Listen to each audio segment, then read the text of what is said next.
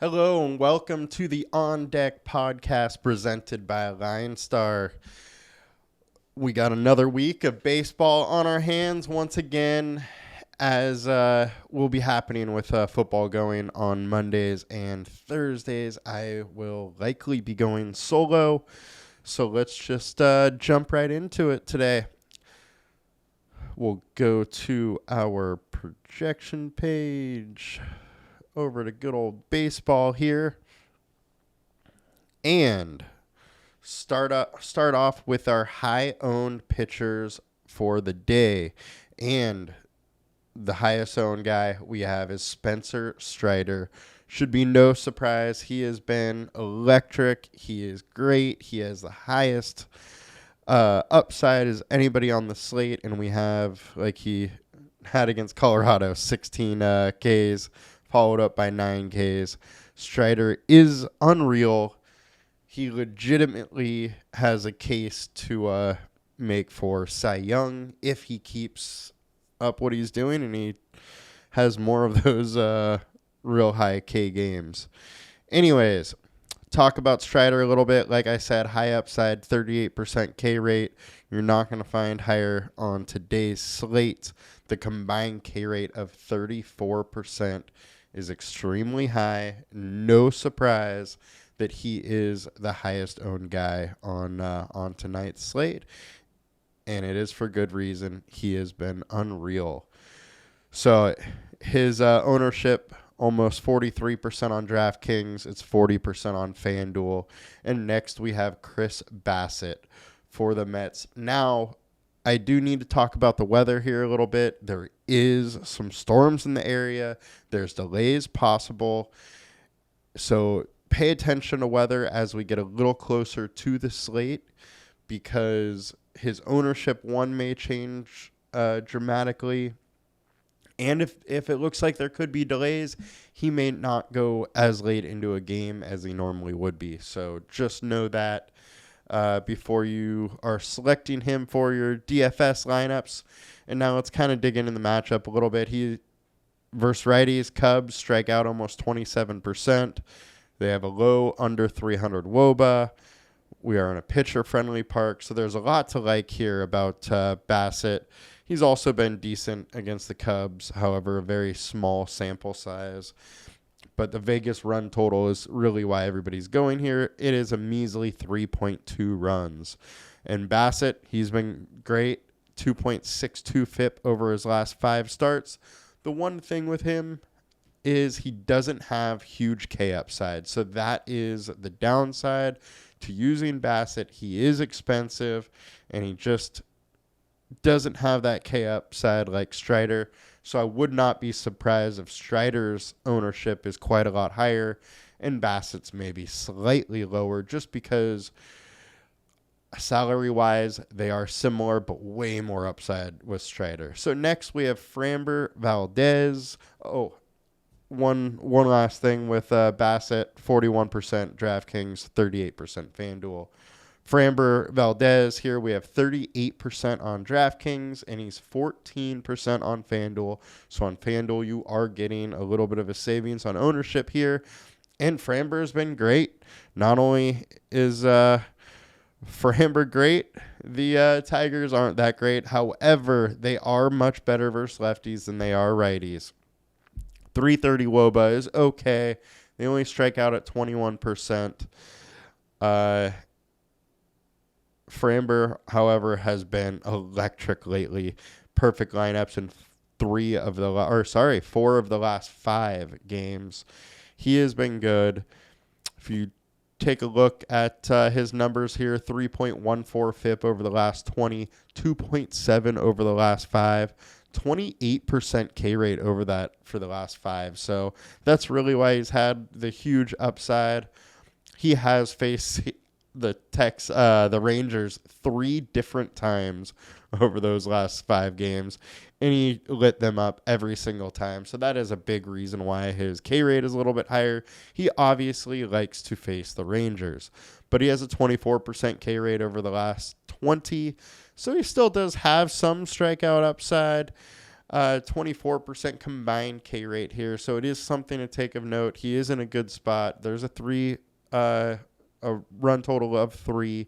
The one thing, though, I do need to bring attention to is in 28 plate attempts versus the Tigers, they're hitting 333 off him.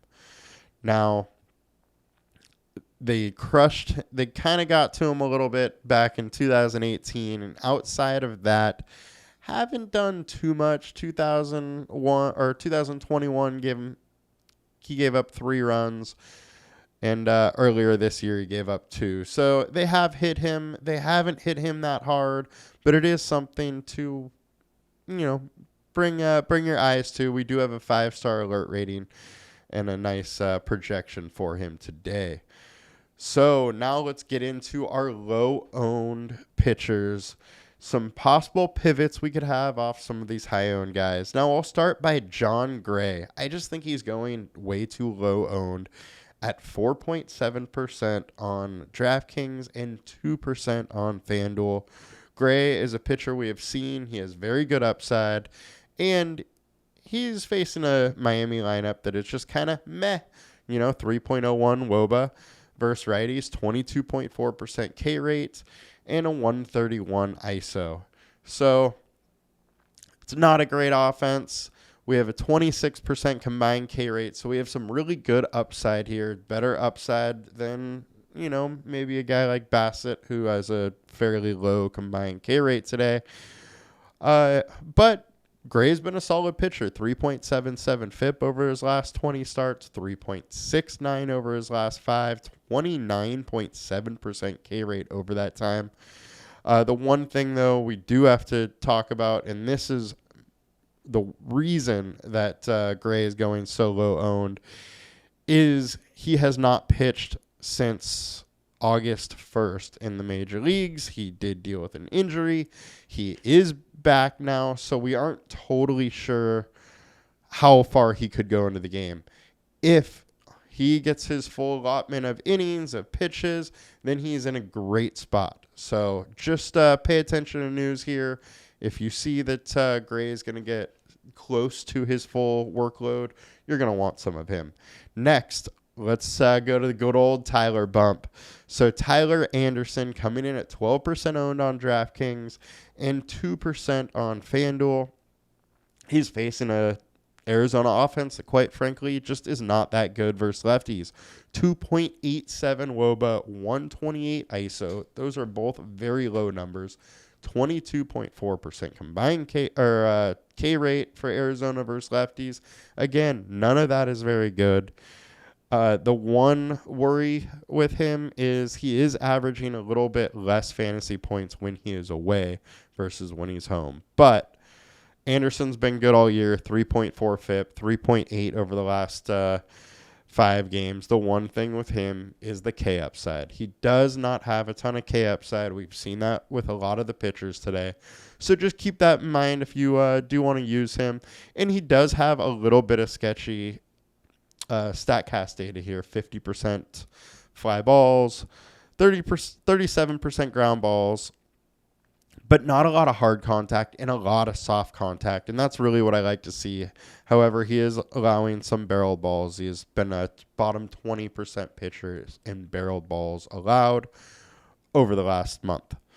Combined K rate, only 20% here.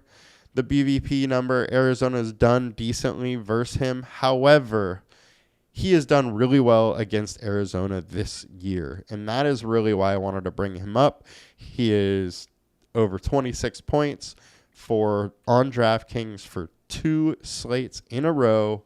Perfect lineup for both of them. And we know Anderson is a much different pitcher this year than he is other years. So I wouldn't look into that BVP data too much because he is not the same guy. So I do like Anderson today. One other name that I'll bring up real quick is Jose Berrios. So he's 9% owned on DraftKings. He is 2% owned on FanDuel. Now, Berrios is a guy we've seen has really good upside. However, he can have very shaky starts and he can get blown up. So this is a spot that I would not mind maybe stacking Tampa Bay, but, in a different lineup using Berrios. I think this game could go either way. Berrios is a way better pitcher at home, as we can see here. He is averaging 76.9% more fantasy points at home. So he is very good at home. He's going up against Tampa Bay, who Tampa Bay has hit him decently in the last appearance. However, over 35 at bats, they're only hitting 182 off of him. It is a low 14% combined K rate there. The combined K rate is low, also at 18.7%. But I do like his upside. When he is on, he has some real major upside, as we can see. He has several games where he's, pushing the 30-point mark. He can do that. He's not that expensive, so I do like that. Now we'll get into our high-owned stacks for the day. And for that, we will bring up the good old baseball daily matchup tool. As you can see here, Strider's up here. These numbers look insane. He is just that pitcher. So let's go down to the bottom here. And our low or high owned stacks are Pittsburgh and Cincinnati. We'll start off by looking at Cincinnati here. We have Wilson on the mound. Bryce Wilson, he has not been great. As you can see, he's just getting shelled time and time again. He has had a couple decent games. The one thing, though, that I would bring up here is that Cincinnati's offense isn't that great. So it is kind of hard for me to follow a poor offense, even if he's in a good spot with some high ownership here. And it's not like the game total in this game is much higher than other games. It's just one run higher. So, when that breaks down, it's pretty easy to see one of the other teams outscore either the Reds or the Pirates. However, we'll get into Wilson's numbers a little bit here. Wilson just, frankly, is not good. Almost a 6 FIP over his last 5 starts, 42% hard contact, a lot of hard hit balls here. 91.7 average exit velocity is a pretty high average exit velocity, and a 4.7 Vegas run total. That's why everybody's really going here. Another thing I'll bring attention to here is that Wilson has actually been decent against Cincinnati. 36 plate attempts. They're hitting 167. He's allowed a couple home runs, and I would not be surprised if he allows a couple today. But hard for me to follow ownership when the offense isn't that good. So now we'll get into the Pittsburgh offense versus Mike Minor here. Now, Minor is another pitcher that's been meh, and he actually, I would say, has probably been a little bit better than people think. Over his last 20 starts, he has a 5.6 FIP, but his last 5 starts, 3.62.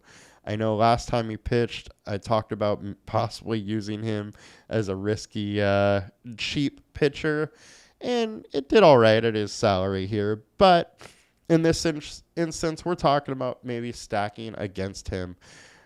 And once again, Pittsburgh offense isn't that great. Just like Cincinnati, I'm not a huge fan of following ownership like that. We dig into the matchup a little bit more. Pittsburgh, not great versus lefties. However, this is interesting here. Pittsburgh, it has a 167 ISO versus lefties. So they hit the ball hard versus lefties. They're just not very consistent with it. They did get to Minor last time they saw him. 5 earned runs given up. No home runs, but 5 earned runs, 9 hits. And StatCast data, he looks okay. BVP numbers, they're hitting 275 off him in 42 plate attempts. I understand why people are going here. I'm just probably not going to if he's high owned. Now, let's dig into some of the lower owned stacks that I am interested in, and we will start off with the Houston Astros going against Erod. Now, Erod has been a solid pitcher at times, but he's also prone to giving up home runs and some hard contact, and Houston has done decently against him. 8 home runs and 128 plate appearances and a 266 average. We have a decent 4.2 Vegas implied run total. Like I said, this run total isn't much different than, say, the Pirates or the Reds, so I'm inclined to take a little less ownership and the better offense here. We also have 42% or 47% fly balls, 27% hard contact, tons of barreled balls. I think Houston's in a good spot here to line up a couple and score some runs here. He has a 6 FIP over the last 5 starts. So I do like Houston. And now, lastly, for the low-owned stacks, we're looking at the Dodgers versus Ryan Nelson. Now, Nelson's a little bit of a weird situation where he came out and he pitched absolutely spectacular against my Padres last week. But do I think he can do it again? Not really. He's just been a decent minor league pitcher.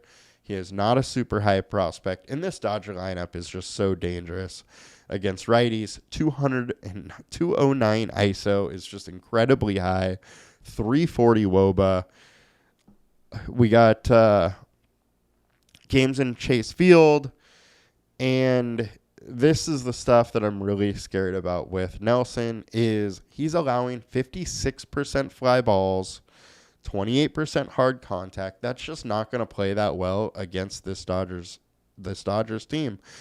There's also a 5.1 Vegas total. So Vegas likes them. Dodgers are going a little under-owned. They have a huge offense. The one thing is they are expensive, so you're going to need to pay down a little bit more at pitcher. Maybe use one of the high-owned guys and one of the lower-owned guys. But they are in a good spot. I like the Dodgers. And that'll do it for today's DFS little wrap-up on the On Deck podcast. Thank you for joining us. And stay tuned for the NFL show that is also coming out today. Make sure to like and subscribe. Have a great day. Thank you very much.